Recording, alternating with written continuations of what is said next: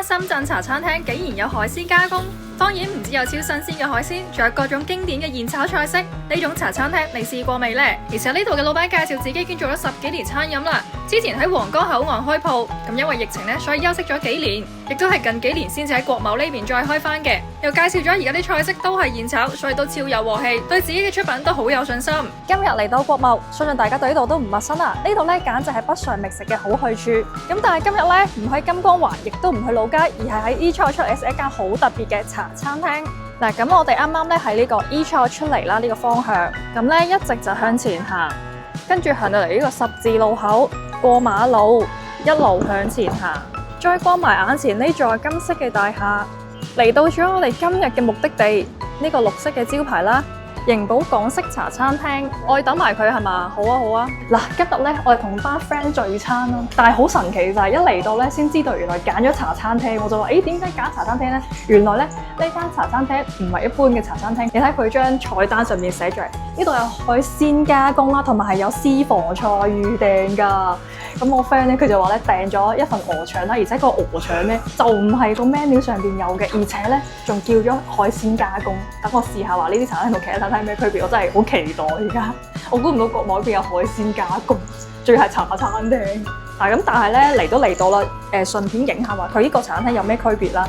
咁其實除咗好似我見到呢啲呢幾個咧就話係爆款推介啊、進店必點呢啲之外咧，嗱講咧就話係茶餐廳，其實你見到佢 menu 咧都覺得係大排檔加私房菜咁樣嘅配置啊，真係勁多炒餸食咯。喂，同埋佢最特別啦，我啱啱見到咧有呢個雞煲同埋呢個豬肚雞食咯，同埋連呢個燉湯都有啊。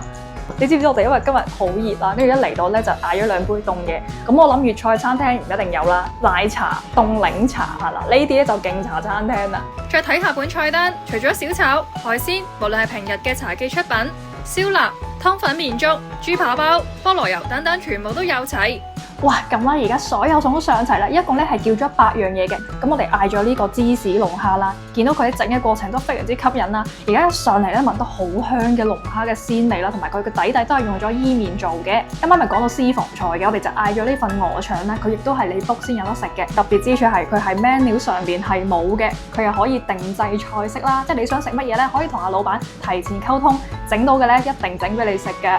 哇，好大粒肉啊！見到同個拳頭對比下咧，件蝦肉咧厚實啦，同埋咧佢落咗好多芝士啦，新鮮滾熱辣，啱啱整起嗰個麵底咧好香，嗰個芝士味好有鑊氣嘅感覺，而且嗰啲伊麵咧勁索汁啦，食起上咧條條都好入味。但係咧，我覺得最正都係呢度加工嘅龍蝦。咁啱啱我都講咗，你可以自己帶過嚟加工，亦都可以喺度叫店家幫你去市場買完之後咧，就再幫你加工嘅。咁佢都係收翻你加工費嘅啫。個龍蝦好實淨，同埋好鮮甜啦。嗰個肉咧好醬卜卜，好飽滿。睇嚟師傅嘅手勢係真係 OK， 話晒都做咗10幾年餐飲，即係如果冇咩工價咧，真係做唔到10幾年係咪？我覺得就算你唔加工，都可以過嚟住喺呢度啲龍蝦伊麵，啖肉咧好香口。呢味辣酒煮花螺亦都係加工嘅海鮮啦，花螺肉質緊實彈牙，脆嫩鮮甜，就算煮耐咗都唔會鞋口。每粒螺肉都索滿晒啲湯汁，食咗表面嘅醬汁再食肉，真係越辣越好味。仲有呢份好正嘅豉油黃鵝腸，亦都係一早 book 定。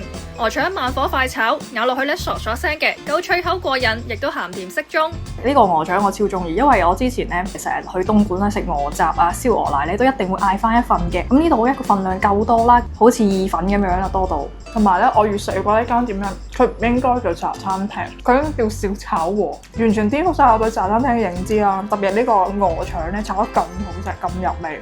跟住我哋再試埋呢度嘅招牌就係呢個啦。咁啱啱咧，老闆都有嚟介紹過咧，佢話呢個餸咧同一般嘅咕嚕肉唔同啦，佢係咕嚕肉同埋果汁豬排嘅 crossover 嚟嘅，真係好特別。咁因為佢係用咗呢條肉扒啦，咁我一開始以為蟹柳嚟嘅。有一樣嘢一定要讚一讚佢，就係佢個豬咧唔蟹口啊，因為我哋經常食嗰啲果汁豬排咧，表面係脆啦，係香口啦，但係你一咬開，哇，好蟹好乾嘅。呢個唔會，呢個真係柳。跟住咧又係你海鮮時刻，我最中意嘅鱸魚。今日咧個食法係避風塘。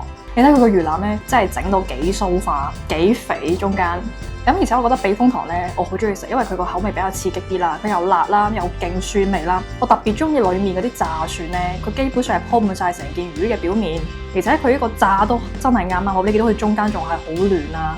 更加少唔到呢度嘅招牌燒臘拼盤，裡面有燒肉、叉燒、豉油雞同埋燒鵝。好軟啊！呢個好似燒腩仔嗰個感覺，一啲都唔鞋口。我覺得佢唔掂呢個砂糖都好食。我哋啱啱嚟點呢個燒臘嘅時候咧，老闆同我哋講話每日都係新鮮整啊，所以如果你可能太晏或者夜晚嚟到咧，就唔一定係咁齊全咯。約食飯咧，最好就提前訂定話，我聽日需要啲乜乜乜咁樣，咁就一定有得食啊！好厚身嘅燒鵝，我見到佢個皮咧非常之厚，同埋真係滴晒油嘅，個皮好脆啊！點埋呢個酸梅汁會正啲，因為有一種好解流嘅感覺。雖然嗌咗呢個拼盤啦，但係我哋真係無雞不成宴，同埋都嗌咗一個芝麻雞嘅。咁見到呢個芝麻葱油雞，佢嘅皮咧非常之厚啦，雞肉嫩滑多汁，皮爽唔漏，薑葱清香濃郁，仲有微微嘅回甘，魚味襯出咗雞肉本身嘅鮮甜。如果中意食香口嘢咧，可以試下呢個九製陳皮酸香骨啦。咁啱啱店員介紹，佢真係落呢個陳皮落去煮嘅，所以其實佢一上嚟嗰下咧，已經聞到佢好香陳皮味啦，同埋佢表面係炸到非常之金黃啦。呢個好似係另一個版本嘅冇果汁嘅咕嚕肉，好勁個陳皮味。佢雖然比較乾身啦，但係佢中間係啲肉咧，仲係有油花㗎。即使成餐飯食落嚟，你會覺得佢嗰個火候咧控制得非常之好啦，所有嘢都唔會 overcook，但係佢表面咧確實係有做到一種又酥又脆嘅感覺。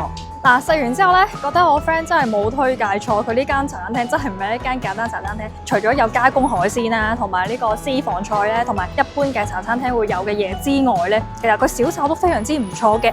如果你想 book 位咧，係隨時都可以嘅，但係平日中午咧就可能難 book少少，因為咧佢度附近好多寫字樓啦，咁中午大家都會嚟呢度食晏嘅。夜晚啊或者係週末咧就容易 book 位啲又反而咁，所以如果你都係同我一樣，今日咧食呢種海鮮加工，又或者自己帶海鮮嚟咧，就可以嚟呢間店試下啦。咁同埋我覺得佢好正嘅一樣嘢就係咧，佢啲味咧重得嚟咧，又唔會太 over。避風塘嘅做法咧，佢都係依然鮮味啦。即係簡單嚟講，有味得嚟，又唔會話太重口味。嗱，咁而家食完飯咧，一路向前行啦，即係左手邊呢度咧就係羅湖萬象城啦。嗱，咁點解要去羅湖萬象城咧？因為佢度有深圳新開嘅茶顏悅色啊！